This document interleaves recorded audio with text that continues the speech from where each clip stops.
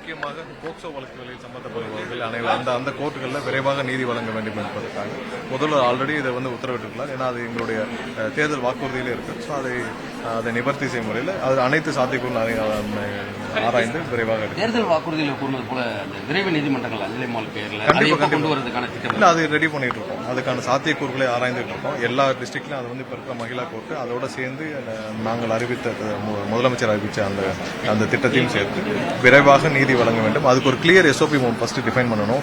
ஏன்னா போக்சோ வழக்குகளில் பெண்களுக்கு எதிரான வழக்குகளில் என்ன மாதிரியான ஃபார்முலா நம்ம கடைபிடிக்கணும். ஏன்னா கடந்த ஆட்சியில் பார்த்தீங்கன்னா பெண்கள் எங்கெங்கெல்லாம் குழந்தைகள் எல்லாம் பாலியல் வன்கொடுமை செய்யப்பட்டாலும் அவர்கள் மீது விசாரணை நடக்கிறப்ப பெரிய அநீதி இருக்கப்பட்டுச்சு. ஒரு வாரம்லாம் அவங்க அழைக்கப்பட்டாங்க. அவங்களுக்கு சரியான விசாரணை முதல்ல போலீஸ் விசாரணையிலிருந்தே சரியான முறையில் கையாளவில்லை. எத்தனை டைரக்ஷன் கொடுத்தாலும் சரியாக கையாளவில்லை.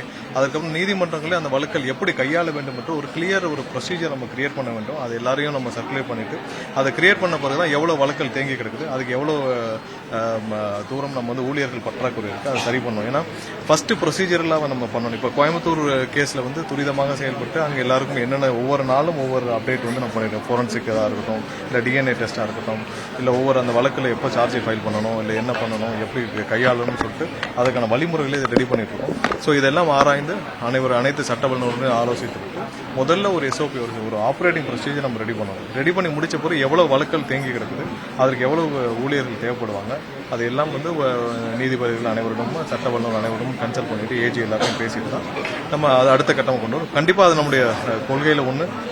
எந்த குற்றவாளியும் அதுவும் முக்கியமான போக்சோ குற்றவாளிகள்லாம் விரைவாக தண்டிக்கப்பட வேண்டும். அவர்கள் சுதந்திரமாக இருக்கக்கூடாது.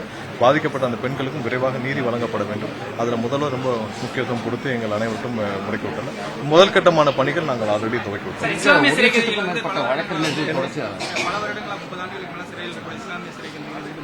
அவங்களுக்கான இப்போ பரோல் அவங்கள கூட விடுவிக்கிறதுக்கான பணிகளை நாங்கள் முடக்கி விட்டுள்ளோம்.